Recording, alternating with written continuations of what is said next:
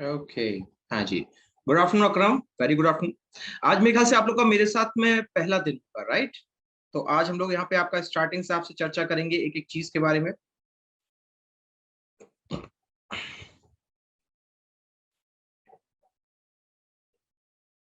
Saumya good afternoon, फटाफट add हो जाइए। हाँ जी, जगदीश गुड आफ्टरनून, सादिक नमस्ते।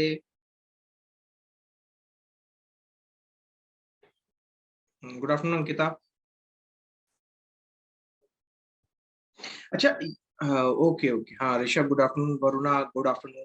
अच्छा, तो यहाँ पे अभी पहले मुझे बताइए, आज आपकी मेरे साथ में फर्स्ट क्लास है या इससे पहले आप मेरे साथ में क्लास ले चुके हैं? हाँ जी। Okay, wait a minute, wait a minute. Manjeet good afternoon, Akram. हाँ जी, मैं बढ़िया हूँ अकरम, आप बताइए। Anjali hello, good afternoon. Neha. हाँ जी, फर्स्ट क्लास है, चलिए ठीक है ठीक है, फर्स्ट क्लास है ना, ठीक है। तो आज मैं पहले अपने बारे में थोड़ा सा आपको बताऊंगा, ठीक है। और यहाँ पे जो आज आपका टॉपिक है, टॉपिक का नाम है सेल यानी कि कोशिका। तो उसमें से यूपी ट्रिपल एससी में आपके कौन कौन से सवाल पूछे जाते हैं, उसी को मद्देनजर रखते हुए यहाँ पे हम लोग हर एक प्रश्न को करेंगे, ठीक है। हाँ जी, good afternoon Rani, Ved Prakash good afternoon, very good afternoon. हाँ जी, चलिए पहले फटाफट जरा ऐड हो जाइए, है ना। और मेरे ख्याल से काफी बड़ा बैच है ये आपका, छोटा बैच नहीं है, ठीक है। तो बायोलॉजी के जितने भी सवाल होंगे अब उन्हें निश्चिंत हो जाना, आपको एक एक क्वेश्चन मैं कर रहा हूँ, ठीक है। चलिए अदिति जी गुड आफ्टरनून, हाँ जी, Ashutosh, Srishtipal good afternoon. Okay okay, Pushpanjali good afternoon, good afternoon. Okay, Pushpanjali फिर से बैच ज्वाइन किया है क्या? Rajeev good afternoon. हाँ संजीव। बायो भी टीच करेंगे, अभी बताएंगे, अभी बताएंगे सबको। पहले जरा ये फंड करके नाम है, फंड पीवीवी करके, ठीक है। नाम अपना बताइएगा प्लीज, ताकि नाम मुझे आपका याद रहेगा, है ना। संजीव, श्वेता गुड आफ्टरनून, अनुराग हेलो, किरण गुड आफ्टरनून। हाँ जी। ओके ओके, अच्छा अच्छा अच्छा, ओके ठीक है। संजीव, मैं बढ़िया हूँ संजीव। इमरान, अच्छा ठीक है ठीक है। हाँ जी अनुराग। हाँ जी, मुझे भी अच्छा लगा आप लोगों से मिलके फिर से। हाँ जी, चलिए गुड आफ्टरनून सृष्टि। तो देखिए, अगर मैं बात करूँ यहाँ पे विदिता गुड आफ्टरनून, तो यहाँ पे मैं, मेरा नाम क्या है? मेरा नाम है शशांक चतुर्वेदी, ठीक है। मेरा नाम क्या है? मेरा नाम है शशांक चतुर्वेदी। और मैं आपको यहाँ पे दो टॉपिक्स आपके यहाँ पे कवर कराऊंगा। दो टॉपिक्स मतलब दो आपके सब्जेक्ट्स। पहला सब्जेक्ट होगा यहाँ पे आपके लिए बायोलॉजी यानी कि जीव विज्ञान, जिसका आज एक टॉपिक हम लोग पढ़ने जाएंगे। ये है आपके लिए जीव विज्ञान का टॉपिक, ठीक है। और दूसरा यहाँ पे मैं आपको एक सब्जेक्ट और डील करूंगा, वो है इकोनॉमिक्स यानी कि अर्थशास्त्र। तो दोनों में आपके यूपी ट्रिपल एससी में कौन कौन से सवाल आए हैं, उन्हीं को लेकर के मैं आपके पास आऊँ, ठीक है। सर आप यूपी जीके नहीं पढ़ा रहे हो क्या मॉर्निंग में 8:40 में? एक्चुअली में क्या है ना, वहाँ पे अनुराग वो मैक्सिमम टॉपिक्स कवर हो गए, ठीक है। अगर थोड़े बहुत टॉपिक्स की रिक्वायरमेंट होगी तो यहाँ पे आपके लिए क्लासेस मिलेंगी, आप ठीक है। होगा तो बीच बीच में यहाँ पे भी आपकी क्लासेस मिल जाएंगी, इसके लिए परेशान ना हो। वैसे वो था वो पेड के लिए ही मोस्टली, लेकिन वो यहाँ पे फिर यूट्यूब पे भी जाने का प्रोग्राम बनता है, ठीक है। तो आप लोगों को मिलेगा पूरा वो, ठीक है, उसके लिए परेशान ना हो। तो इकोनॉमिक्स जो है यहाँ पे आपका अर्थशास्त्र के लिए। अच्छा, यहाँ पे इतने सारे लोग हैं, मुझे जरा बताना कितने लोगों को ये पता है कि आप लोगों के लिए यूपी स्पेशल क्लासेस ऑलरेडी यहाँ पे आपकी यूट्यूब पे जा चुकी है? कितने लोगों को ये चीज पता है? सिर्फ मैं ये जानना चाहूँ कितने लोगों ने ये वीडियोस देखे हुए हैं। चलो ठीक, पुष्पांजलि ने देखा है, ठीक है, गुड आफ्टरनून शिवा। हाँ जी। कितने लोगों ने यूपी स्पेशल की? अच्छा, पूरी नहीं मिली थी अनुराग, ठीक है, ध्यान सुन लो। ठीक है, गुड आफ्टरनून, गुड आफ्टरनून। देखो, जब भी यूट्यूब पे जाते हो, ध्यान सुन लेना, जब भी यूट्यूब पे जाते हो तो यूट्यूब पे एक आपका यहाँ पे प्लेलिस्ट करके एक नाम होता है, प्लेलिस्ट करके, डोंट नो ना, तो जरा ध्यान से सुन लीजिए। आप लोग जाएंगे यूट्यूब के सफलता क्लासेस पे, ठीक है। किस पे जाएंगे? सफलता क्लासेस पे जाएंगे, ठीक है। सर्च कर लोगे, नॉर्मल सी चीज है, सफलता क्लासेस को सर्च करना है, ठीक है। अब यहाँ पे अब जैसे ही आप ये सर्च करके जाओगे यूट्यूब के प्लेलिस्ट में, फिर आपको यहाँ पे सर्च करना है, देखना है यूपी ट्रिपल एससी पीईटी का कोर्स पूरा, ठीक है। इसमें आपको मेरे पूरे के पूरे क्लासेस मिल जाएंगे, ठीक है। आज की क्लास सेल पर ही होगी ऑफ कोर्स। तो आज आपको यहाँ पे मैसेज मिल रहे हैं आपके हैप्पी। तो ये आपको यूपी ट्रिपल एससी की पूरी प्लेलिस्ट है। इसमें आपको यूपी स्पेशल के, और एक चीज मैं बता दूं, अगर आसानी से याद करना, ठीक है, तो एक बार जरा वो सारे वीडियोस कंप्लीट करके फिर मुझे बताना, ठीक है। हाँ मिश्रा, क्या होगा पुष्पांजलि, आपने मॉर्निंग में सीए वाली क्लास क्यों छोड़ दी? मैंने बताया था पुष्पांजलि आपको, एक्चुअली में हुआ क्या है कि यहाँ पर अभी देखो, अगर देखा जाए रिक्वायरमेंट के हिसाब से तो आप लोगों को बैंकिंग की क्लासेस भी चाहिए होती थी, राइट। तो उनके लिए थोड़ा सा इनहेंस करने के लिए, थोड़ा सा आपका एक्सपीरियंस चेंज करने के लिए वो काम किया गया, ठीक है। अगर रिक्वायरमेंट होगी तो मैं आ जाऊंगा, ऐसा कोई वो नहीं है, ठीक है। कौन सी वीडियो शबा अभी बताते हैं, ठीक है। चलिए, अब यहाँ पे अगर बात की जाए आपसे, जनरल अवेयरनेस की क्लास है वहां आपकी, जी हाँ वही जनरल अवेयरनेस की क्लास ही बता रहा हूँ, यूपी स्पेशल की क्लास है, सब लोग सर्च कर लेना इसको, ठीक है। और ये पूरी प्लेलिस्ट है मेरी, मेरे लगभग यहाँ पे अगर बात करें वीडियोस के बारे में तो ऑन एंड अराउंड में होंगे 16 to 15 टॉपिक्स। सोचो उत्तर प्रदेश के रेडीमेड टॉपिक्स, केवल क्या करना है, पीडीएफ चाहिए हो तो पीडीएफ वहां से डाउनलोड कर लेना, ठीक है। अगर ना मिले तो मुझसे लेना, उससे कभी झिझकना नहीं, ठीक है। मुझसे अगर लेना हो तो मेरे टेलीग्राम चैनल पे सब लोग आ जाना, टेलीग्राम चैनल पे जिसको जो चाहिए वो मांग लेना, ठीक है। हो सकता है मैंने कई सारी यहाँ पे फाइल्स को अपलोड नहीं किया होता है, याद नहीं रहता है, ठीक है। तो वो अगर चाहिए हो तो मेरे टेलीग्राम चैनल मेरे ही नाम से है, उस पर आके ऐड हो जाना, जो भी फाइल चाहिए हो वो ले लेना। प्लस इसके अलावा ये पूरे वीडियो जरूर देखना, ये आपके लिए ही मैंने डिजाइन किए, ठीक है। नाम क्या है, मेरे नाम से, शशांक सर ऑफिशियल के नाम से, ठीक है। आईडी क्या है बताया तो भाई, शशांक सर ऑफिशियल के नाम से, ठीक है। तो यूपी स्पेशल के सारे वीडियोस देखने के बाद ध्यान सुन लो, कोई भी पहले पीडीएफ नहीं मांगेगा, पहले पीडीएफ मांगोगे समझ में नहीं आएगी, ठीक है। पहले पूरा वीडियो देख लेना, फिर उसकी पीडीएफ को यहाँ पे आप समझना, ठीक है। तो ये तो हुई कुछ छोटी मोटी जानकारी आपके लिए कि आपको कैसे पढ़ाई करनी है, ठीक है। सर यूपी स्पेशल में क्या है, यूपी स्पेशल में उत्तर प्रदेश के बारे में बताया गया। मुझे बताओ, अगर आपसे यहाँ पर क्या हो गया, ऑफ कोर्स आप तो पहले वीडियो देख लो, ठीक है। अभी अभी 3-4 दिन वीडियो देखने में लग जाएगा, ठीक है। जब एक हफ्ते 3-4 दिन जब देख लेना, ऐप पर ही होंगी अब सब आपके लिए क्लासेस, ठीक है। तो यहाँ पर जब देख लेना, फिर उसके बाद मुझसे आप पीडीएफ ले लीजिएगा, ठीक है। चलो कोई दिक्कत नहीं उसमें, हाँ जी। तो हम लोग क्या बात कर रहे थे, ठीक है। तो ये पूरी बात हो गई, और इसके अलावा सुन लो, और यहाँ पे आपके लिए सुबह 7 बजे एक करंट अफेयर की क्लास होती है, ठीक है। सुबह 7 बजे एक होती है आपकी, मेरे ख्याल से ऑन एंड अराउंड 4 बजे एक डिफेंस की करंट अफेयर क्लास होती है, डिफेंस की, मतलब सबसे अच्छा अभ्यास, युद्धाभ्यास कहाँ हुआ, कौन से हथियार किस देश के हैं, ये वाली न्यूज।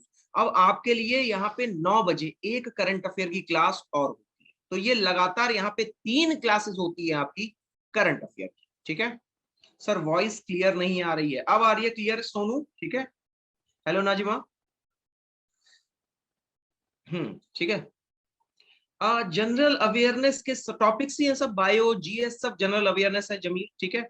और कोई डाउट हो वो पूछ लो, ठीक है। चलिए अब शुरू करते हैं। तो यहाँ पे ये छोटी जानकारियां हो गई अब आपके लिए करंट अफेयर की। अगर इससे जुड़ी हुई कोई समस्या हो, 10 सेकंड ले लो, आराम से सोच के मुझसे सवाल पूछो, ठीक है। 10 सेकंड मैं आपको दे रहा हूँ। बट सर यूट्यूब पर पूरे लेसन नहीं मिले, मैंने सर्च किए थे। अनुराग, अगर जो यहाँ पे आपको जिस सर के बारे में पढ़ना हो, ठीक है, मुझे बता देना, मैं एक बार आपको एक बार ग्रुप पे आके पूछ लेना, मैं सिखा दूंगा कैसे सर्च किया जाता है, ठीक है। स्क्रीनशॉट भेज दूंगा मैं आपको पूरा। हाँ सर, आपकी करंट अफेयर क्लास कब होती है? सब मेरी अब यूजुअली पेड होती है, मैं अब यूट्यूब पे नहीं पढ़ाता हूँ, क्योंकि अब वो यूट्यूब का यहाँ पे सिस्टम अलग है, मैं आपकी पेड की क्लासेस लेता हूँ हमेशा, ठीक है। ओके सर, 10 PM वाली क्लास आप नहीं लेते अब? वो वाली एसबीआई की थी ना, तो एसबीआई का तो एग्जाम ही यहाँ पे ओवर हो गया, तो वो क्लास का तो कोई मैटर ही नहीं था, ठीक है। हाँ जी, ग्रुप का व्हाट्सएप नंबर नंबर नहीं होता उसमें, सिर्फ मेरे नाम से वो एक आपका काफी बड़ा ग्रुप है, सर्च में मिल जाएगा, शशांक सर ऑफिशियल डाला मिल जाएगा, ठीक है। पेड कहाँ होती है? पेड आपकी अभी जो आप कर रहे हो ठीक है पुष्पांजलि, ये आप पेड ही कर रहे हो, ठीक है। सर हमारा एक सब्जेक्ट साइंस भी है, तो आप जनरल अवेयरनेस पढ़ाएंगे या साइंस? मैं आपको बायोलॉजी और इकोनॉमिक्स के साथ साथ जो स्टैटिक जीके, जिसको आप जनरल अवेयरनेस कह रहे हो ना जमीन, वो मैं लेता हूँ, ठीक है। ठीक है, चलिए स्टार्ट किया जाए। ओके, तो सारी जानकारी इकट्ठी हो गई सबके पास, और भी कोई डाउट हो वो पूछ लो, ठीक है। सर जो क्लास यूट्यूब पर चलती है, हाँ हाँ यूट्यूब पे देखो, ऐसा नहीं कि वो क्लास चल रही तो वो खराब है, यूट्यूब पे चल रही है तो वो फिर सब लोग फ्री में देख सकते हैं, ये मैटर हो जाता है बस। हाँ पेड वाली इसी बैच में होंगी, यही जो बैच है ये आपका पेड बैच कहा जाता है, ठीक है। हाँ अलग से होंगी बाबा संजीव, इसमें नहीं होंगी, ठीक है। चलिए अब शुरू करें, चलो अब ध्यान से सुनना। तो यहाँ पे ये तो हो गई पूरी जनरल जानकारी आपकी किसके बारे में, ये हो गई यहाँ पे आपके शेड्यूल के बारे में, ठीक है। तो अपने हिसाब से हर चीज देख लीजिएगा, ठीक है। अब बढ़ते हैं हम लोग आज के टॉपिक की तरफ। ना ना ना नंबर से नहीं, आपको जो भी बात करनी है मेरे ग्रुप पे आ जाना, मैसेज करना, रिप्लाई आपको 100% मिलेगा, ठीक है। नंबर देखो, मैं इसलिए आपको ज्यादा अभी शेयर कभी नहीं करता हूँ, क्योंकि नंबर से क्या होता है फिर हमें थोड़ा कंफ्यूजन हो जाता है, ठीक है। कई लोगों के जब मैसेज आते हैं तो ना रिप्लाई हो पाता है, और मुझे भी अच्छा नहीं लगता कि अगर मैं आपका रिप्लाई ना करूं, ठीक है। तो इंस्टेड के हम लोग फिर टेलीग्राम पे रखते हैं, ग्रुप में होता है, सब लोग देख रहे हो, सब लोग अपना बातचीत करो, ठीक है।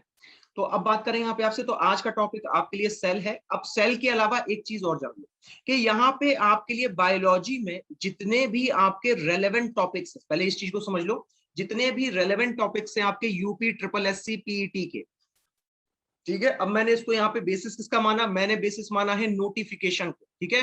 नोटिफिकेशन के आधार पे अगर आप देखेंगे तो यहाँ पे आपके लिए सेल, सेल के अलावा यहाँ पे आपके लिए ह्यूमन सिस्टम, ठीक है। क्या हो जाएगा, ह्यूमन सिस्टम। ह्यूमन सिस्टम का मतलब पाचन तंत्र, रेस्पिरेटरी सिस्टम, ये सब।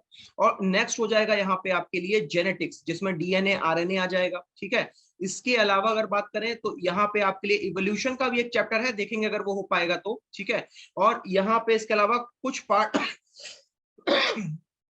माफ कीजिए, कुछ पार्ट जो है यहाँ पे आपका प्लांट यानी पौधे का भी है, ठीक है। तो ये है पूरा आपका कुल मिला जुला हुआ आपके लिए टॉपिक। हाँ पुष्पांजलि, क्या हुआ सर, आप एफबी पे नहीं हो, मैंने बहुत ढूंढा पर आप नहीं मिले, शशांक चतुर्वेदी के नाम से ढूंढना, मिल जाऊंगा, ठीक है। अभी तो बताया अक्रम, ठीक है। अब ठीक है सर, हिंदी में बता दीजिए। हाँ हिंदी में लिख के दे रहा हूँ, ये सही कहा आपने। तो देखो यहाँ पे ये हो जाएगा आपके लिए कोशिका, इसीलिए देखो हिंदी को बताने के लिए ही मैं अलग से आपके लिए नाम देखता रहता हूँ। ये हो जाएंगे आपके मानवीय तंत्र, ये क्या हो जाएंगे, हिंदी वाले आप सुनेंगे, ठीक है। इंग्लिश वालों ने सुन लिया, हिंदी वाले सुनेंगे। ये हो गया मानवीय तंत्र, इसमें परिसंचरण तंत्र, इसके अलावा आपका पाचन तंत्र, ये सब आएगा, ठीक है। नेक्स्ट हो जाएगा आपके लिए जैव, आपके लिए जेनेटिक्स, ठीक है, जिसको हम लोग आपका यहाँ पे ये तो विकास होता है, ठीक है। ये तो आपका क्या होता है, विकास होता है। जेनेटिक्स की हिंदी याद है क्या किसी को, जेनेटिक्स को हिंदी में क्या कहते हैं उसको, मैसेज कैसे करूं, ग्रुप में कर देना अनुराग, मुझे ग्रुप में कर देना, ठीक है। सर बायोलॉजी में से 5 क्वेश्चन आते हैं, 5 नंबर के, 5 नंबर के आते हैं, 5 क्वेश्चन नहीं आते हैं। कोल्ड नहीं है, चाय पी रहे हैं, ठीक है, थोड़ा सा खांसी वासी है, वैक्सीन लगवाएंगे अभी, ठीक है। अच्छा यहाँ पे अगर बात करें आपसे तो जेनेटिक्स को अभी जेनेटिक्स ही लिख देते हैं, ठीक है। कोई ऐसा वो ज्यादा डिफरेंट टर्म है भी नहीं जेनेटिक्स का। प्लांट के लिए यहाँ पे जितना भी पौधे से जुड़ी हुई बातें हैं, पौधे से जुड़ी हुई बातों का मतलब कि जैसे मान लीजिए आपकी अनुवांशिकी, हाँ धन्यवाद, अनुवांशिकी, ठीक है। कई चीजें जो है ना दिमाग से ऊपर हो जाती है। अनुवांशिकी जेनेटिक्स लिखा है वो, ठीक है अकरम, ठीक है। गुड आफ्टरनून आयुष, थोड़ा टाइम से आप लोग आने की कोशिश किया क्लास में, ठीक है, क्योंकि इसके बाद अगर लेट आते रहोगे तो नुकसान आप ही का है, हमारा है, ठीक है। तो देखो अब प्लांट में क्या क्या पढ़ोगे, प्लांट में आप पढ़ोगे प्लांट के प्रकार, जैसे अगर बात करें आपसे तो ब्रायोफाइटा, टेरिडोफाइटा, जिम्नोस्पर्म, एंजियोस्पर्म, ये ठीक है, आवृत्ति बीजी, अनावृत्ति बीजी। इसके अलावा अगर बात करें तो प्लांट के कितने आपके टाइप्स, ये सब पढ़ोगे, ठीक है। साथ ही साथ टाइप्स के अलावा कितने पार्ट्स हैं, जैसे अगर बात करें तो फ्लावर के बारे में, ठीक है, स्टेम के बारे में, ये सब, ठीक है। थोड़ा बहुत फोटोसिंथेसिस के बारे में पढ़ेंगे। तो ये है पूरा आपका यहाँ पे सिलेबस, एक शॉर्ट में मैंने बताया है, ठीक है। 4th नंबर पे क्या लिखा है, अब मैं नंबर कहां से बताऊं, कोशिका है, मानवीय तंत्र है, अनुवांशिकी है, विकास है। ओहो माफ कीजिएगा, माफ कीजिएगा, मेरे यहाँ पे हैंडराइटिंग की गलती है, हैंडराइटिंग गलती है, मैं इसको फिर से एक बार साफ लिख देता हूँ, आप लोगों को दिक्कत हो रही होगी, एक मिनट जरा, इवोल्यूशन, अब ठीक है, ये हो गया जेनेटिक्स, अब मेरे ख्याल से शाप, ठीक है। चलो हाँ जी शाहरुख, गुड आफ्टरनून, नाम अच्छा है शाहरुख। हाँ तो अब आपके लिए यहाँ पर टॉपिक है आज का सेल, ठीक है। सेल यानी कि कोशिका के बारे में आज हम लोग पढ़ेंगे, ठीक है। तो कोशिका के बारे में कई सारी चीजें हैं, पहले मैं आपको दिखा देता हूँ कोशिका होती कैसी है। देखो आप लोगों ने अभी तक जो है जितनी भी चीजें देखी है ना, जितनी भी चीजें देखी होंगी उसमें से अलग दिखती है कोशिका। जरा इस चित्र को देखो, देख रहे हो, ये चित्र देख रहे हो सब लोग, ठीक है। अब ये जो आपका सेल है ये अभी मूवमेंट कर रहा है, ठीक है। अगर ये देखोगे तो ये ऊपर से आप इस सेल को देख रहे हो, अगर ऊपर से देखोगे तो ध्यान रखना कि यहाँ पे कई सारी चीजें आपको यहाँ पे दिख रही होंगी। ये जो बीच में आप पिंक कलर देख रहे हो ना, ध्यान से समझते रहना। अब ये जो पिंक कलर देख रहे हो आप लोग, ठीक है, बड़े ही आसान शब्दों में समझाऊंगा, जिसको अभी भी ना आए वो अलग से पूछेगा, ठीक है। ये जो पिंक कलर का देखते हो ये वाला, ठीक है, इसको हम लोग हिंदी में आपका न्यूक्लियस, माफ कीजिएगा, इंग्लिश में न्यूक्लियस और हिंदी में इसको केंद्रक के नाम से जानते हैं। बोलो क्लियर हो रहा है, स्ट्रक्चर क्लियर हो रहा है, ठीक।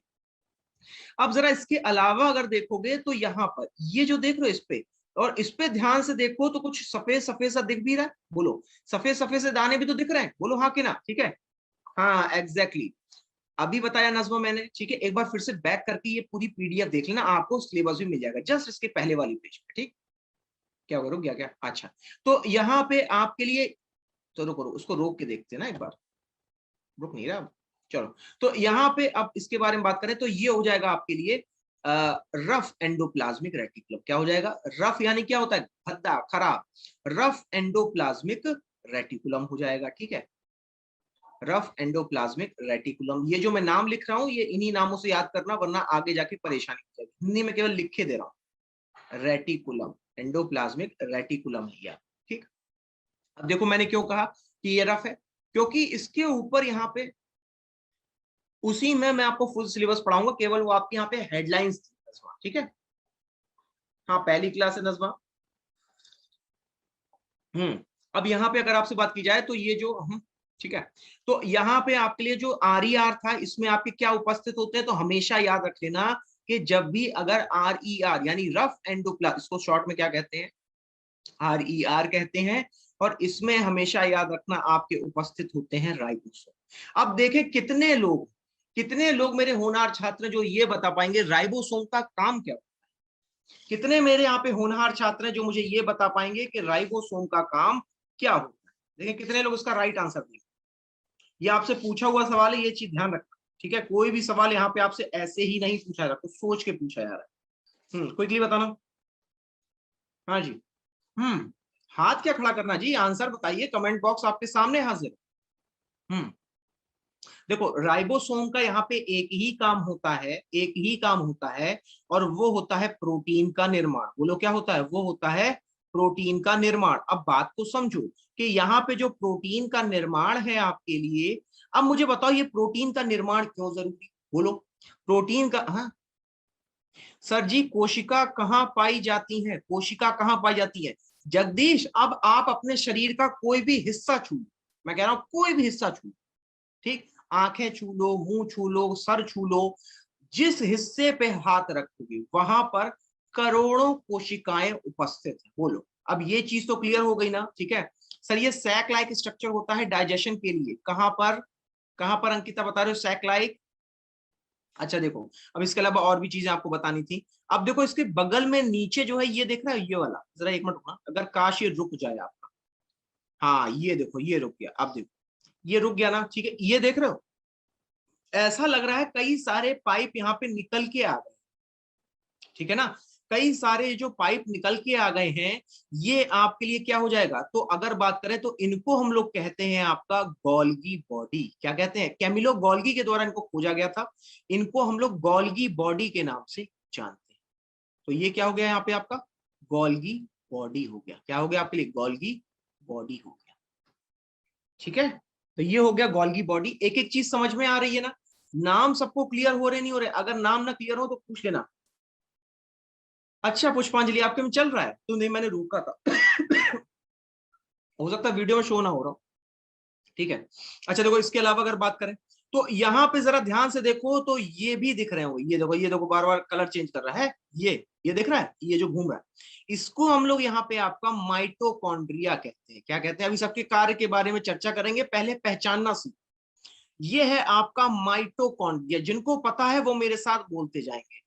इसको हम लोग यहाँ पे आपका माइटोकॉन्ड्रिया कहते हैं, ठीक है। अब इसके साथ साथ अगर बात करें आपसे, तो ये देख रहे हो ये वाला स्ट्रक्चर, जो ये सितारा जैसा दिख रहा है आपको, ये वाला स्ट्रक्चर दिख रहा है, बोलो। तो इसको हम लोग यहाँ पे आपका सेंट्रियोल कहते हैं। इसको यहाँ पे क्या कहा जाता है आपका, इसको यहाँ पे आपका सेंट्रियोल के नाम से जाना जाता है, ठीक है। अब वहीं अगर बात करें आपसे दोस्तों, तो यहाँ पे आपको अलग से कई सारे छोटे छोटे स्ट्रक्चर दिख रहे होंगे, बोलो ऐसे नीले कलर के, पिंक कलर के, ठीक है।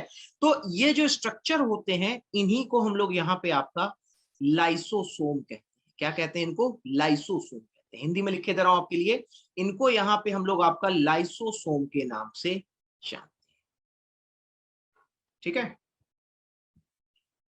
हम्म अच्छा एक चीज जरा देखना ध्यान से, क्या हो गया, माइटोकॉन्ड्रिया सर पॉज पॉज कर दी, पॉज किया था उधर तो आपको शायद दिखा नहीं, अभी रुक जाओ, केवल समझ लिया ना इसको, ठीक है। चक्कर आ रहे हैं क्या, देख चलो बदल देते, अब ठीक है। ऐसी एक और है यहाँ, ये आगे आपको देखने को मिलेगा, अभी क्लास चल रही है ना, अभी आगे देखने को मिलेगा, ये भी देखने को मिलेगा, ठीक। ये देख लो, अब ये शांत हो गया, ठीक है, अब शांत हो गया वो, अब वो पूरा स्ट्रक्चर दिमाग में बैठ गया होगा, ठीक है। माइटोकॉन्ड्रिया का है, अब ढूंढ लो माइटोकॉन्ड्रिया का, एक मिनट को, एक और स्ट्रक्चर होगा ये वाला, देखो ठीक है। अब देखो मैंने वही चीजें बताई थी, वो बीच में जो बड़ा बड़ा सा घूम रहा था वो क्या था, वो था न्यूक्लियस। इसको हम लोग हिंदी में केंद्रक कहते हैं। अब समझो, तो ये जो केंद्रक था आपका, ये केंद्रक क्या काम करता है? ये केंद्रक के आपके दो काम होते हैं। नंबर वन, एक तो आपका सेल का मैनेजमेंट करना, नियंत्रण करना पूरे सेल का। तो सेल का मैनेजमेंट यानी नियंत्रण करने का कार्य बोलो किसका है? तो वो हो जाएगा केंद्रक। ठीक। अब इसके अलावा अगर बात करें यहाँ पे आपसे, तो यहाँ पे इसके अलावा आपके लिए जो केंद्रक के सॉरी वहां पे केंद्रक का एक कार्य और होता है, वो होता है आपके लिए प्रोटीन से, ध्यान सुनना, प्रोटीन से जेनेटिक मटेरियल का निर्माण, प्रोटीन से अनुवांशिक आपके जो पदार्थ है उसका निर्माण। तो जेनेटिक मटेरियल के निर्माण का मतलब क्या हुआ, क्या बना रहे हैं? तो ये बनाते हैं आपका यहाँ पे डीएनए और आरएनए को। ठीक है, डीएनए और आरएनए को बनाया जाता है न्यूक्लियस में। तो इसीलिए हम लोग कहते हैं कि ये प्रोटीन से क्या बना रहा है। क्रोमेटिन क्या है, अभी आगे आता रहेगा। क्रोमेटिन जो है आपका, ये सेल डिवीजन में सौम्य सहायता करता है। ठीक है, ठीक। अब देखो एक एक यहाँ पे पहले रोल समझना छोटा छोटा, फिर उसके बारे में हम लोग डिस्कस करेंगे। ठीक है, तो ये हो गया किसके बारे में, आपका केंद्रक के बारे में। भाई केंद्र में है तो सबको नियंत्रित करेगा। ठीक है, इसके अलावा अगर बात करें तो प्रोटीन से जेनेटिक मटेरियल बनाएगा। चलो अब यहाँ पे पहला सवाल आपके लिए क्या होना चाहिए कि सर डीएनए का फुल फॉर्म बता दो, सर आरएनए का फुल फॉर्म बता दो। नहीं आता, बोलो हाँ के ना, तो वो भी यहाँ पे बता दिया जाएगा।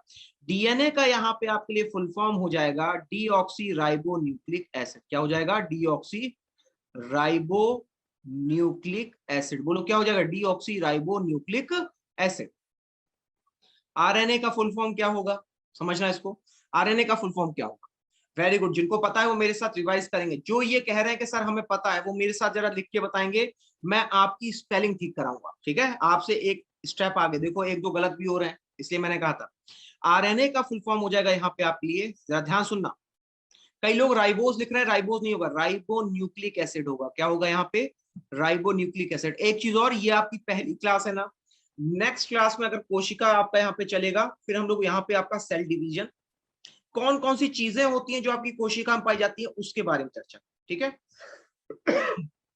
देख लो फुल फॉर्म, सब लोग चेक कर लो, नोट कर लो, पहले पहले फुल फॉर्म नोट कीजिए, सबका गलत हो रहा है, किसी का भी अभी मैंने बिल्कुल सही आंसर नहीं देखा है। ठीक है, तो जरा ध्यान से इसको एक बार नोट जरूर कीजिए प्लीज। ठीक है, चलो अब आपका ठीक है, वेरी गुड सौम्या। तो देखो अगर बात करें तो ये तो हो गई फुल फॉर्म के बारे में बात। ठीक है, ये जेनेटिक मटेरियल क्या होता है, ये भी तो शब्द समझो, मैंने जेनेटिक मटेरियल शब्द यूज कर दिया। जेनेटिक मटेरियल का मतलब है कि आपके पिता में जो डीएनए था, वही डीएनए अगर आप में पहुंचा, बात समझना, वही डीएनए अगर आप में पहुंचा तो मुझे बताओ वही गुण भी आप में पहुंचे, बोलो हाँ के ना। वही गुण भी अगर आप में पहुंचे तो इसको कहा जाता है जेनेटिक मटेरियल। ठीक है, उसको क्या कहा जाता है, उसी को कहा जाता है जेनेटिक मटेरियल। ठीक है, हिंदी में कोई फुल फॉर्म नहीं होता बाबा, वो तो आपको इंग्लिश में ही लिखना पड़ेगा, वो तो आपको इंग्लिश में ही लिखना पड़ेगा।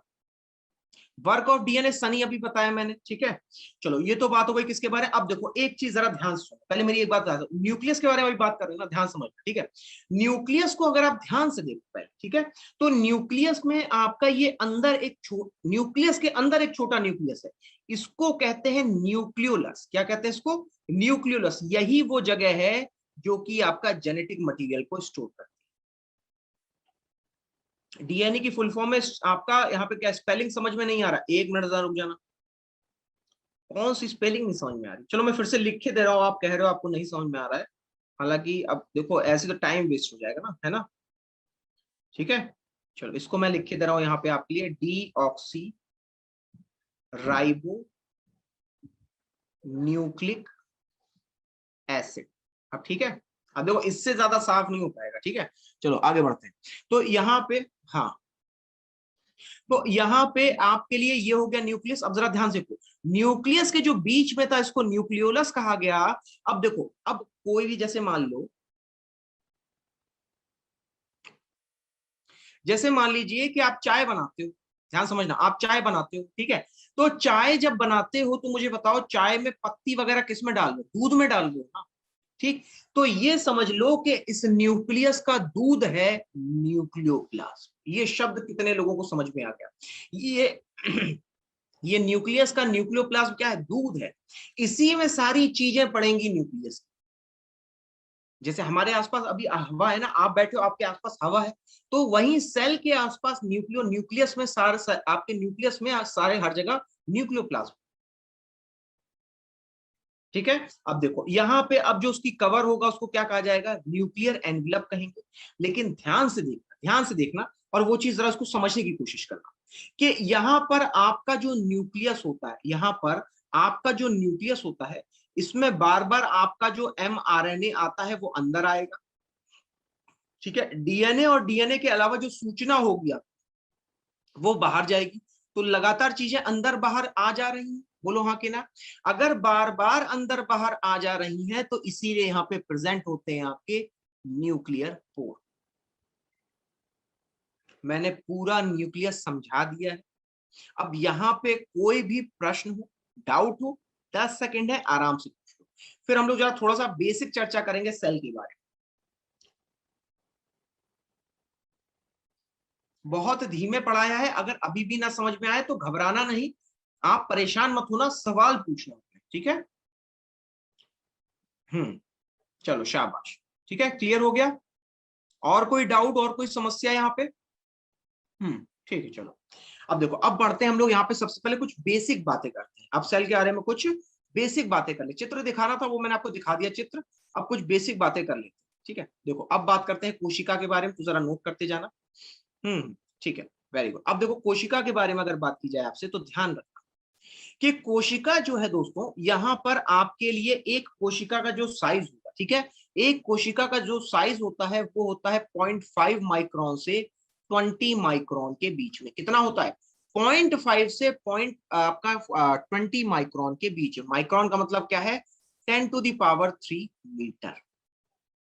तो इतना साइज होता है, इतना छोटा होता है। 1 मीटर तो सुना होगा ना, अब उसमें भी आप पॉइंट लगाते चले जाओ, 0.1, 0.01, 0.0001, ये है माइक्रो। तो इतना छोटा होता है यहाँ पे आपके लिए एक कोशिका। रेंज क्या है? 0.5 से लेकर के 20 माइक्रोन तक। ठीक, अब इसके अलावा अगर बात करें तो यहाँ पे जो आपकी कोशिका होती है, ध्यान समझना, यहाँ पे सवाल आपसे पूछा जाता है कि पहली कोशिका यानी कि सेल को, सबसे पहली कोशिका यानी कि आपका सेल को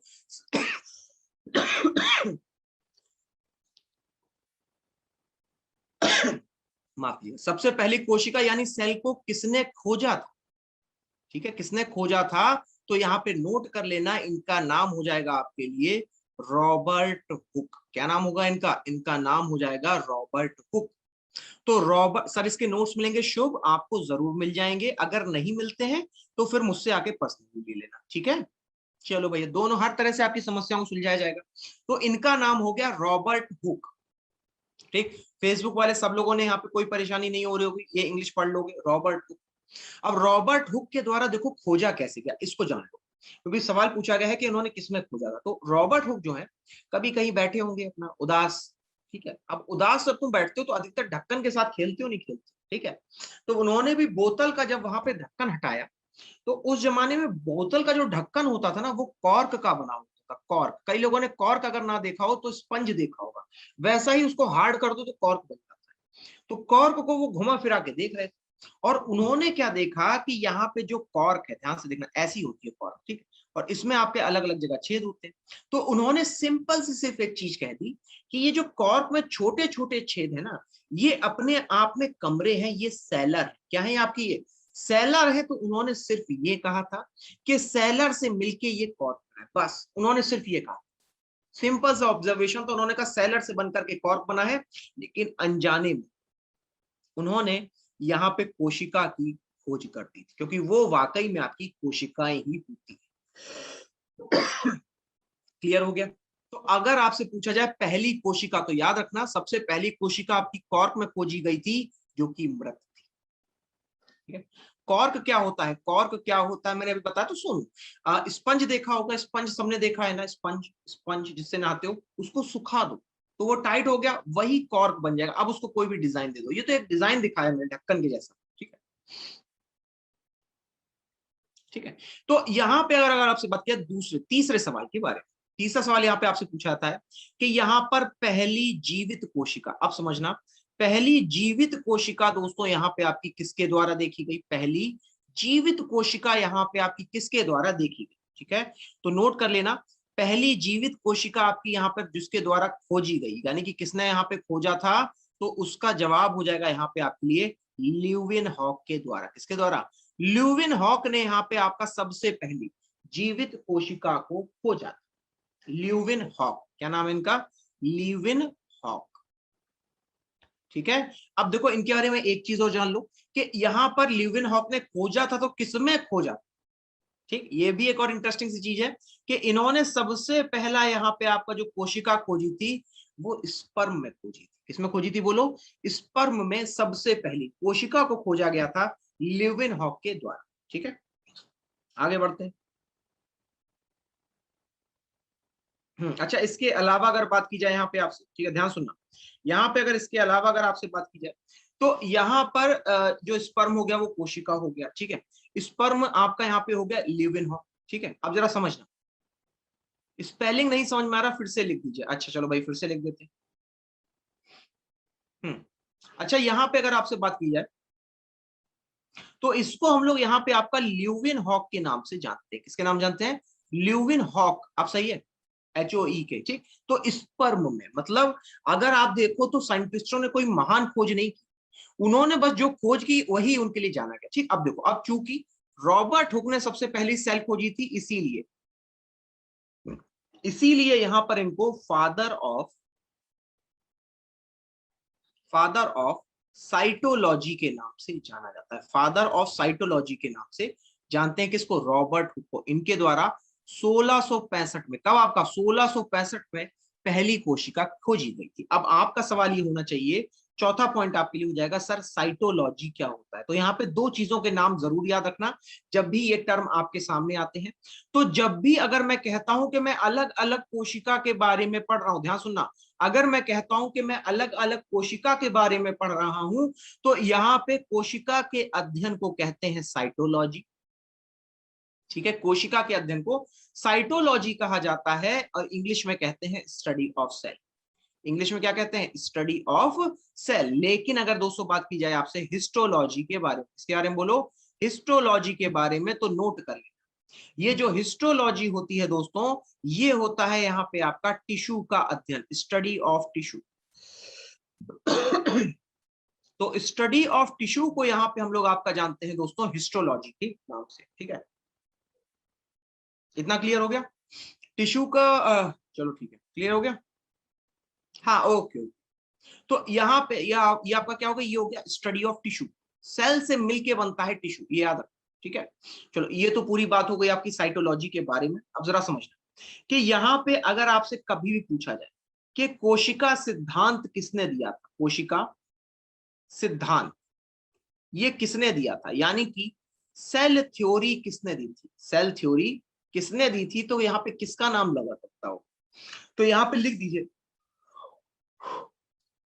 यहां पे लिख दीजिएगा कि ये जो सेल थ्योरी है ये आपकी दी गई थी श्लेडिन और श्वान के द्वारा। तो श्लेडिन और श्वान ने यहां पे आपकी सेल थ्योरी यानी सेल कोशिका को बताया था। कैसे लिखोगे? तो इसको लिखोगे यहाँ पे आपका श्लेडन, श्लेडन और श्वान। तो श्लेडन और श्वान के द्वारा यहां पे आपकी बताई गई थी सेल थ्योरी के बारे में। अब सेल थ्योरी क्या कहती है इसको समझिएगा। सर रॉबर्ट हुक ने डेड सेल में डिस्कवर किया था, एग्जैक्टली। ओके ठीक है, ठीक है। तो देखो अब बात करें आपसे क्या है सेल थ्योरी, इसको समझिएगा। सेल थ्योरी का मतलब ये होता है कि यहाँ पर आपके लिए कोई भी कोशिका होगी, ध्यान समझना, यहाँ पे नंबर 1 पॉइंट क्या कहता है कि कोई भी कोशिका होगी तो वो आपकी जीवित होगी, यानी कि कोशिका कैसी होगी? आपकी जीवित होगी, नंबर 1 पॉइंट। तो इसका मतलब सेल कैसी होगी? वो आपकी, वो यहाँ पे आपकी लिविंग सेल होगी। वो सेल कैसी होगी आपकी? वो लिविंग सेल। ठीक, नंबर 2 यहाँ पे कोशिका से ही कोशिका का जन्म होगा। यहाँ पे कोशिका से ही कोशिका का जन्म होगा। कोशिका से अगर कोशिका का जन्म होता है यानी कि सेल फ्रॉम अ सेल, यानी कि सेल दूसरी सेल से बनके बनती है, कोशिका से ही कोशिका का जन्म होगा। ये था आपका दूसरा। ठीक है, तो यानी कि आपका सेल अराइज फ्रॉम सेल, यानी सेल से ही सेल का निर्माण होता है। ये किसमें कहा गया था? आपका सेल थ्योरी में कहा गया था। और ये किसके द्वारा दी गई थी? तो जवाब हो जाएगा आपका श्लेडिन और श्वान के द्वारा। ठीक, आगे बढ़ते हैं। अब इसके अलावा अगर बात की जाए दोस्तों आपसे, तो यहाँ पे आपसे कुछ सवाल पूछे जाते हैं कोशिका से जुड़े हुए, कुछ सवाल पूछे जाते हैं कोशिका से जुड़े हुए। कौन कौन से वो सवाल हैं, जरा ध्यान से सुनिएगा। कोशिका की अगर दोस्तों बात की जाए आपसे, तो यहाँ पे जो कोशिका होती है, ध्यान से सुनिएगा, कोशिका, कोशिका में आपसे पूछा जाता है सबसे बड़ी कोशिका कौन सी है। ध्यान सुनना, सबसे बड़ी कोशिका कौन सी है। तो याद रखना, यहाँ पे आपसे पूछा जा रहा है आपके जीवों में सबसे बड़ी कोशिका कौन सी होती है। ध्यान सुनते रहना, ठीक है। तो अगर मैं बात करूं आपसे, जीवों में सबसे बड़ी कोशिका कौन सी होगी, ठीक है। हाँ हाँ, देखो देखो, मैंने कहा देखो, दो नाम आए। श्वेता ने कहा नर्व सेल, कुमार सिद्धार्थ ने कहा आपका ऑस्ट्रिच का एग, ठीक है। लेकिन ध्यान से सुनो, मैंने सवाल क्या कहा, जीवों में। जीवों में आपके लिए सारे जानवर, सारे पक्षी, सारे आपके जीव आएंगे। और यहाँ पे आपके लिए राइट आंसर हो जाएगा ऑस्ट्रिच का अंडा। क्या हो जाएगा, ऑस्ट्रिच का एग यानी कि अंडा। ठीक, इसको हिंदी में कैसे लिखेंगे, इसको लिखेंगे ऐसे, ऑस्ट्रिच। अब ये मत पूछना कि सर इसका नाम बताइए, क्योंकि ऑस्ट्रिच का ऐसे ही नाम लिखा जाता है, ठीक है। आगे बढ़ते हैं। अब यहाँ पे आपसे एक सवाल, सेम देखो सवाल होगा, सेम सवाल होगा, लेकिन आपका प्रश्न बदल जाएगा। सबसे बड़ी मानवीय कोशिका, सबसे बड़ी मानवीय कोशिका कौन सी, ठीक है। तो सबसे बड़ी जो आपकी मानवीय कोशिका होगी, यानी मानव की कोशिका होगी, वो कौन सी हो जाएगी, बोलो। तो अब आपके लिए जवाब आएगा नर्वस सेल, यानी कि न्यूरॉन, यानी कि नर्व सेल। बोलो, सबसे बड़ी कौन सी हुई आपकी, मानवीय कोशिका हुई नर्व सेल। ये डिफरेंस जिसको क्लियर ना हुआ हो वो अभी पूछ ले, ठीक है। टाइम ले ले 10 सेकंड का। अगर जिसको ना समझ में आया, जिसको पल्ले नहीं पड़ा कि सर आपने क्या कहा मेरी समझ में नहीं आया, वो पूछेगा बस। हाँ देखो, जमीर को नहीं समझ में आया, हाँ जमीर सवाल पूछे आपका। आराम से क्लास आपकी है, केवल आपको यहाँ पे समझने सीखने आए, तो आराम से सीखो ना, ठीक है। ठीक है, चलो क्लियर हो गया। चलिए, नर्व सेल क्या होता है सर, देखो वेरी गुड, शाबाश, मुझे अच्छा लगा आप लोगों ने ये सवाल पूछा। मोहम्मद अकरम, राजू, आप भी ध्यान सुनो। सर एग में भी सेल पाए ना, ना जगदीश, वो पूरा एग ही सेल, वो पूरा एग ही एक कोशिका है। बात को समझो, वो एग ही पूरा एक कोशिका माना जाता है, इसीलिए उसको कहा गया। मानवीय सेल क्या है, मानवीय सेल का मतलब जैसे आपकी स्किन की सेल, जैसे आपकी मसल सेल, जैसे आपकी अगर बात करें तो आपकी दिमाग की सेल। अब देखो, नर्व सेल कहाँ पाई जाएंगी, तो ये आपके मस्तिष्क, ये आपके दिमाग में पाई जाएंगी। बोलो क्लियर हो गया। अब सबके मेरे ख्याल से जवाब दे दिया मैंने। हाँ, लार्जेस्ट सेल को माफ कीजिएगा, मैं एक बार फिर से लिख देता हूं। ये आपके लिए हो जाएगा लार्जेस्ट सेल ऑर्गेनिज्म में, ठीक है। और ये हो जाएगा आपके लिए ह्यूमन में। ठीक, अब आगे सुनो। तो ये तो केवल अभी बात हुई किसके बारे में, बड़ी कोशिका के बारे में। अब जरा ध्यान सुनना, अब अगर मैं आपसे कहूं यहाँ पे कोशिका के बारे में, ठीक है, तो सबसे छोटी कोशिका, सबसे छोटी कोशिका यानी कि स्मॉलेस्ट सेल, सबसे छोटी कोशिका यानी कि आपके लिए स्मॉलेस्ट सेल, स्मॉलेस्ट सेल। और बात करें आपसे तो किसमें, तो जीवों में। बोलो, तो किसमें आपका, जीवों में। तो अब जरा बताना कि अगर मैं बात कर रहा हूं इन जीवों के बारे में, अब यहाँ पे राइट आंसर क्या होगा। तो यहाँ पे आपके लिए जो दो आंसर, क्योंकि देखो दोनों ही जो आपके यहाँ पे आंसर है वो एक दूसरे के समानांतर है, बराबर है। तो यहाँ पे एक आपको जवाब मिलेगा बीजीए का, एक जवाब, पहला जवाब क्या मिलेगा, बीजीए का। इसको हम लोग यहाँ पे आपका ब्लू ग्रीन एल्गी के नाम से जानते हैं। क्या कहते हैं इसको, ब्लू ग्रीन एल्गी के नाम से जानते हैं, ठीक। ब्लू ग्रीन एल्गी का मतलब क्या हुआ, हरित, नील हरित शैवाल। क्या कहते हैं इसको, नील हरित शैवाल कहते हैं, ठीक है। अब अगर बात करें तो एक ऑप्शन और आता है आपके लिए, सिर्फ ये नहीं रहता, सिर्फ एक ऑप्शन और आता है, ठीक है।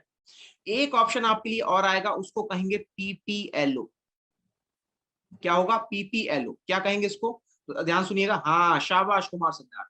इसको यहाँ पे हम लोग कहेंगे आपका pleuro pneumonia like, pleuro pneumonia like organism. तो ये हो जाएगा यहाँ पे आपके लिए क्या, प्लूरो न्यूमोनिया लाइक ऑर्गेनिज्म, यहाँ पे इसका हो जाएगा फुल फॉर्म, ठीक है। यानी कि न्यूमोनिया जैसे जो आपके यहाँ पे ऑर्गेनिज्म जीव जंतु है, उनको हम लोग कहते हैं आपका प्लूरो न्यूमोनिया लाइक ऑर्गेनिज्म, ठीक। लेकिन ध्यान से सुनना, यहाँ पे इसी से जुड़ा हुआ एक फैक्ट और, फैक्ट ये होता है कि यहाँ पे आपसे पूछा जाएगा सबसे छोटी कोशिका, ध्यान सुनना, सबसे छोटी कोशिका, लेकिन लेकिन सबसे छोटी किसमें? आपका मानव में, मानवीय कोशिका। बोलो, सबसे छोटी कोशिका मानव में, स्मॉलेस्ट ह्यूमन सेल। अब क्या आंसर? तो स्मॉलेस्ट ह्यूमन सेल में आपका आंसर क्या होगा, जरा बताना तो। स्मॉलेस्ट ह्यूमन सेल, आपका आंसर बदल गया, आंसर हो गया स्मॉलेस्ट ह्यूमन सेल का। ठीक है, चलो देखें कितने लोग इसका सही आपका बताएंगे। आपका पूरा मानव शरीर है ना, बताना सबसे छोटी सेल कौन सी है, और जान के चौंक जाओगे, इस चीज की गारंटी मैं देता हूं, जान के चौंकोगे जरूर कि यहाँ पे आपका जब आप राइट आंसर सुनोगे। हाँ, आंसर पहले बता दो फटाफट। ठीक है, वेरी गुड, सौम्या अनिरुद्ध, आप दोनों का राइट आंसर है। सही जवाब हो जाएगा यहाँ पे आपके लिए स्पर्म सेल। सही जवाब क्या हो जाएगा? Sperm cell. जो स्पर्म सेल होती हैं, यानी स्पर्म कोशिकाएं होती हैं, ये होती हैं सबसे छोटी। ठीक है, अब इसके अलावा अगर बात की जाए आपसे, तो ये तो बात हो गई अभी आपकी कोशिका के बारे में। अब समझना कि कोशिका के कई सारे अंग होते हैं दोस्तों, और अगर मैं बात करूं उन अंगों के बारे में, ठीक है, अगर मैं बात करूं यहाँ पे आपसे उन अंगों के बारे में, तो उनके बारे में जरा ध्यान से सुनिए। ठीक है, अब देखो यहाँ पे अगर मैं बात करूं किसी भी कोशिका के बारे में, यानी कि किसी भी सेल के बारे में, ठीक है, कोशिका यानी कि सेल के बारे में। हाँ हाँ, ठीक है ठीक है। तो कोशिका और सेल के बारे में अगर आप, माफिया, कोशिका और सेल के बारे में अगर मैं आपसे बात करूंगा, तो यहाँ पे याद रखिएगा कि आपके लिए जो कोशिका होती है, इसमें कई सारे इसके छोटे छोटे अंग होते हैं। कोशिका के भी अपने छोटे छोटे अंग होते हैं, भाग होते हैं। क्या होते हैं? छोटे छोटे अंग होते हैं, भाग होते हैं। इनको हम लोग सेल ऑर्गेनल के नाम से जानते हैं। किसके नाम से जानते हैं? इनको हम लोग यहाँ पे आपका सेल ऑर्गेनल के नाम से जानते हैं। इतनी चीज क्लियर हो गई होगी, इनको हम क्या कहते हैं? सेल ऑर्गेनल के नाम से क्या जानते हैं। नजमा पूछ रहे हैं सर स्पर्म सेल कहाँ पाए जाते हैं? पुरुषों में पाए जाते हैं स्पर्म सेल। ठीक है, चलो पोलो क्या होता है? पोलो एक गेम होता है सोनू, वो यहाँ पे कहां से, पोलो कहां से आ गया? चलो, अब यहाँ पे अगर बात की जाए आपसे सेल ऑर्गेनल के बारे में, हाँ, पीपीएलओ, पीपीएलओ, पीपीएलओ जो है बैक्टीरिया देखा है। अब बैक्टीरिया का जो सबसे छोटा रूप होगा, बैक्टीरिया का जो सबसे छोटा रूप है वो है पीपीएलओ। देखिए कहां से पाओगे। ठीक है, ठीक है, चलो अब यहां पे अगर बात की जाए आपसे, तो सेल ऑर्गेनल, सेल ऑर्गेनल जो है होता क्या है, जरा ध्यान से सुनना। सेल ऑर्गेनल के अंतर्गत यहां पे आपके लिए कई सारे छोटे छोटे भाग होते हैं। तो इसमें एक ऐसा जीव है, ध्यान सुनना, एक ऐसा जीव है जो आपके पिता का रोल बनाता है, जो आपके पिता का रोल निभाता है। एक ऐसा भाग है जो आपके पिता का रोल निभाता है। इसको हम लोग आपका केंद्रक या फिर न्यूक्लियस के नाम से जानते हैं। केंद्रक कहते हैं या कहते हैं न्यूक्लियस, तो समझ लो। तो अगर मैंने अभी क्या बताया था, न्यूक्लियस क्या क्या काम करता है, बोलो। एक तो न्यूक्लियस यहाँ पे आपका प्रबंधन करता है। क्या करता है? प्रबंधन, यानी कि मैनेजमेंट करता है। नंबर 1 इसका रोल है मैनेजमेंट का, मतलब कौन सी चीज कहाँ पे किस टाइम जाएगी, ये मैनेज करेगा आपका न्यूक्लियस। और इसके अलावा ये जो न्यूक्लियस होगा, ये बनाएगा जेनेटिक मटेरियल, यानी कि जेनेटिक मटेरियल यानी कि आपकी जो सूचना है एक जनरेशन से दूसरी जनरेशन में जाने वाली, जिसको हमने अभी बताया था डीएनए और आरएनए। तो बोलो ये कौन बना रहा है? तो जवाब हो जाएगा न्यूक्लियस। ठीक, इतना क्लियर हो गया। तो सेल में पिता का रोल कौन निभाता है? न्यूक्लियस निभाता है। ठीक, अब जरा एक चीज हमेशा याद रखना, मैं अभी आपको एक पॉइंट बताने जा रहा हूं। एक चीज हमेशा याद रखना कि यहाँ पे जरा मुझे एक चीज आप ये बताना कि आप लोग, अगर मैं कह रहा हूं कि आपने अपने घर में एक बाउंड्री करवाई है, ध्यान सुनना, और लेकिन अगर मैं कहूं कि आपने वहां पे एक नहीं, आपने डबल बाउंड्री करवा दी अपने, क्या करा दी? डबल बाउंड्री करवा दी। तो जरा मुझे सब लोग एक साथ बताना कि डबल बाउंड्री करवाई होगी तो वहां पे कुछ महत्वपूर्ण चीज रखी होगी। बोलो, मानव में कितने सेल पाई जाती हैं? करोड़, अरबों, नॉट करोड़ों, अरबों, 10⁻11 समथिंग है। ठीक है, हाँ बोलो, अगर मैंने एक यहाँ पे बाउंड्री की जगह पे डबल बाउंड्री करवा दी, एक दीवार खिंचवाई, फिर मैंने उसके आगे एक और दीवार खिंचवा दी उसके चारों तरफ, तो मतलब कुछ तो जरूरी होगा, कुछ महत्वपूर्ण होगा, तभी तो रखवाएंगे, है कि नहीं? अगर होगा ही नहीं तो हमें क्या करना, बात को समझना। ठीक है, हाँ एग्जैक्टली, ठीक है सुनो। तो यहाँ पे जो सबसे कीमती चीज होती है वो होती है डीएनए और आरएनए। क्या होता है? बोलो, डीएनए और आरएनए। ठीक, अब मैं एक लाइन बताऊंगा, ये लाइन मैंने बता दी, अब मैं एक लाइन बताऊंगा, दूसरी लाइन मैं आपसे पूछूंगा। ठीक, मैं एक लाइन आपको बताने जा रहा हूं, ध्यान से सुनिए। यहां पर अगर मैं बात करूं आपसे, क्या हो गया सर, सेल कब तक जिंदा रहती है? सेल जो है आपकी लगातार टूटती रहती है, हर दिन टूटती है। ठीक है। हम्म अच्छा, यहां पे अगर बात करें आपसे, आरबीसी का नाम सुना है? 2 से 4 दिन, एक हफ्ता, इस तरीके से टूटती है। ठीक है, वो हर एक सेल का अलग अलग। तो यहां पे अगर बात की जाए आपसे, जैसे मैंने आपको बता दिया, माइटोकॉन्ड्रिया में डीएनए होता है, नंबर 1 पॉइंट, माइटोकॉन्ड्रिया में डीएनए होता है। इसी तरह न्यूक्लियस में डीएनए होता है, बोलो हाँ कि ना। ठीक है, मैंने कहा माइटोकॉन्ड्रिया में डीएनए होता है, मैंने कहा सिर्फ और सिर्फ आपका न्यूक्लियस में डीएनए होता है। इसके अलावा आपका क्लोरोप्लास्ट में यानी हरित लवक में भी डीएनए होता है। तो क्लोरोप्लास्ट यानी कि हरित लवक में भी दोस्तों आपका यहाँ पे डीएनए हो गया। अब जरा मुझे बताना, ठीक है, अब जरा मुझे बताना, मैंने आपको बताई 3 ऐसी चीजें जिसमें डीएनए उपस्थित है, बोलो हाँ कि ना। ठीक है, तो अब मैंने आपको बताई वो 3 चीजें जिसमें आपके लिए डीएनए उपस्थित है। अब आप मुझे जरा बताना, मैं आपको ऑप्शन देने जा रहा हूं। ठीक है, मुझे जरा यहां पे बताना कि इनमें से, ध्यान सुनना, इनमें से कौन कौन से ऐसे आपके सेल ऑर्गेनल छोटे भाग हैं जिनमें डबल लेयर होती है, यानी कि डबल लेयर वाली यहां पे आपके लिए कौन से सेल ऑर्गेनल। नाम बताते जाओ, चलो फटाफट, देखिए कितने लोगों को याद। अगर दोनों कॉन्सेप्ट जोड़ के पढ़े होंगे तभी मेरे सवाल को समझ पा रहे हो। डबल लेयर, डबल बाउंड्री कब थी? जब उसमें डीएनए होता है। मैंने अब आपको डीएनए वाली चीजें बता दी, तो आप मुझे डबल लेयर वाली चीजें बता दोगे। आसान है, केवल समझना है, सोचना है। ठीक है, वेरी गुड। चलो फटाफट अपनी याददाश्त के हिसाब से आंसर लिखो जरा। मैं ये देखना चाहता हूं कितने लोगों को एग्जैक्टली याद है, अन्यथा नहीं है। हम्म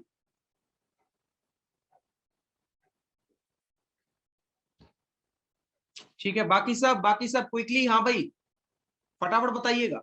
तो यहां पे अब जरा नोट कर लेना कि अगर मैं आपसे कहता हूं डबल लेयर में, तो 3 नाम रट लेना। 3 नाम क्या करना? रट लेना। कौन कौन से रटने हैं आपको? एक रटना है न्यूक्लियस, ध्यान सुन लो, एक रटना है न्यूक्लियस, दूसरा रटना है माइटोकॉन्ड्रिया, दूसरा क्या रटना है? माइटोकॉन्ड्रिया, और तीसरा रट लेना क्लोरोप्लास्ट। लेकिन एक चीज याद रखना, एक चीज क्या याद रखना, कि यहां पर अगर प्लांट है और एनिमल है, ध्यान सुनना, अगर यहाँ पे आपका प्लांट है और एनिमल है, तो इसमें आपका प्लांट में तो क्लोरोप्लास्ट होगा लेकिन एनिमल में नहीं होगा। ठीक, अब चलो जरा मुझे एक मेरे सवाल का जवाब सब लोग बताइएगा। ठीक है, एक सवाल का जवाब सब लोग बताने का प्रयास कीजिएगा। सवाल है मेरा आपके लिए, क्या, ध्यान सुनना, क्या आपका लाइसोसोम डबल लेयर है या सिंगल लेयर है? बस मुझे इतना बता दो, मैं समझ जाऊंगा कि अभी तक जो मेहनत की थी वो पूरी हुई, अन्यथा नहीं हुई। हाँ, जरा सब लोग बताना, क्या लाइसोसोम सिंगल लेयर है या डबल लेयर? क्विकली बताइएगा, पे राइट आंसर क्या होगा। Very good Sanjeev, Siddharth Kumar. देखो एक लोगों का फिर भी गलत हो रहा है, देखो क्यों हो रहा है, क्योंकि आप लोग अभी उतना फोकस नहीं। अभी 2 लोगों का गलत हुआ है, बाकी सबका सही चल रहा है यहाँ पे। मैं बता रहा हूँ क्या गलत ये किया कि मैंने आपको सिर्फ जितने नाम बताए थे वही डबल लेयर थे, बाकी सब सिंगल लेयर थे। अब आपको सर ये भी बात बतानी चाहिए थी, तो बता दी। तो मैंने आपको सीधे सीधे ये बता दिया कि भैया ये जो लाइसोसोम है ये आपका सिंगल लेयर है। ये कैसा लेयर है आपके लिए? ये single layer, easy as that. ठीक है, क्लियर हो गया, बोलो, अब समझ में आ गया होगा। अब इसी तरीके के सवाल आपके यूट्यूब ट्रिपल एससी में आते हैं, बोलो अब हैंडल कर ले जाओ। अब पहले मुझे कंफर्म करके सब लोग बताइएगा, अगर अब ये सिंगल और डबल लेयर वाला सवाल आया तो क्या सब लोग कर ले जाओगे या नहीं कर ले जाओगे? ठीक है, तो यहां पे अगर बात करें आपसे दोस्तों, हम्म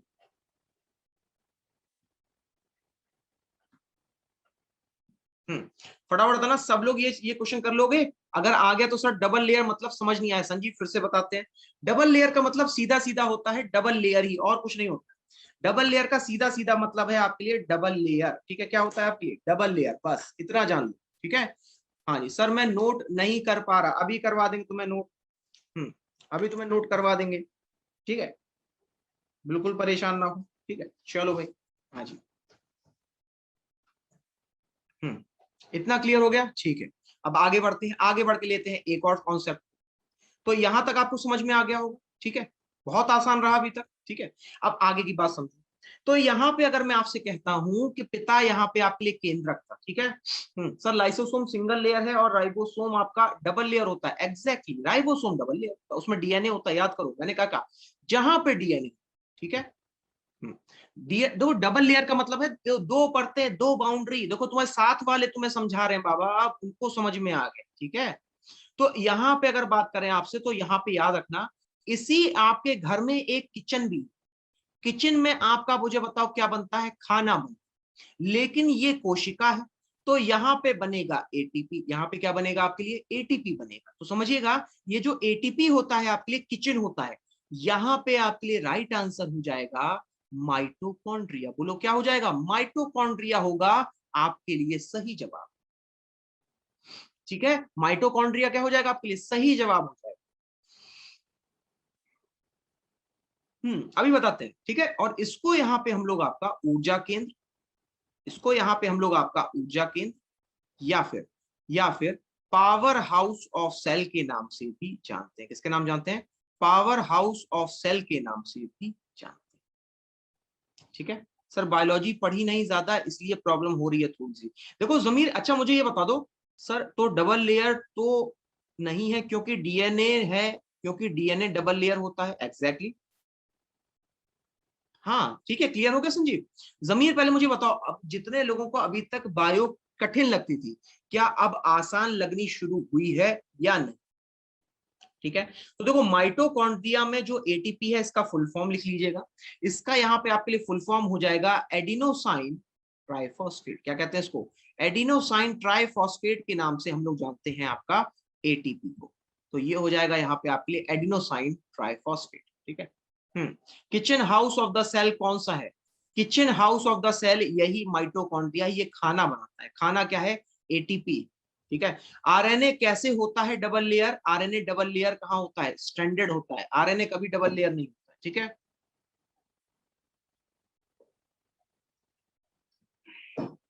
इतना क्लियर हो गया होगा, चलिए आगे बढ़ते हैं। अब यहाँ पे इसके अलावा अगर बात करें दोस्तों, तो यहाँ पे तीसरी चीज सुनिएगा। तीसरी चीज है आपके लिए कि उस घर में हमें कुछ खंबे भी लगाने पड़ेंगे ताकि वो मजबूती से खड़ा रहे। कुछ खंबे भी लगाने पड़ेंगे ताकि वो मजबूती से खड़ा रहे। तो वो खंबे यहाँ पे आपके लिए हो जाएंगे, आपके लिए हो जाएंगे एंडोप्लाज्मिक रेटिकुलम। बोलो क्या हो जाएगा, एंडोप्लाज्मिक रेटिकुलम हो जाएगा आपके लिए वो खंबे। एंडोप्लाज्मिक रेटिकुलम क्या हो जाएंगे, वो खंबे हैं जो कि मजबूती से आपका पकड़े हुए हैं। तो नोट कर लेना, ये जो एंडोप्लाज्मिक रेटिकुलम, ये दो प्रकार के होते हैं। एक होता है आपके लिए दोस्तों यहाँ पे आपका रफ RER, यानी कि रफ एंडोप्लाज्मिक रेटिकुलम, और दूसरा होता है स्मूथ एंडोप्लाज्मिक रेटिकुलम, ठीक। इसको हम लोग कुछ इस तरीके से लिखेंगे, एंडोप्लाज्मिक रेटिकुलम, ठीक है, एंडोप्लाज्मिक रेटिकुलम। अब समझना कि यहाँ पे अगर मैं बात कर रहा हूं आपसे, तो ये जो रफ ER है, इसमें राइबोसोम उपस्थित होगा। इसमें राइबोसोम क्या होगा आपका, प्रेजेंट होगा। और स्मूथ में आपका राइबोसोम नहीं होता। मुझे जरा ये बताना कि यहाँ पर अगर आपसे बात की जाए, जैसे मान लीजिए सर मेरा डी फार्मा, ओके।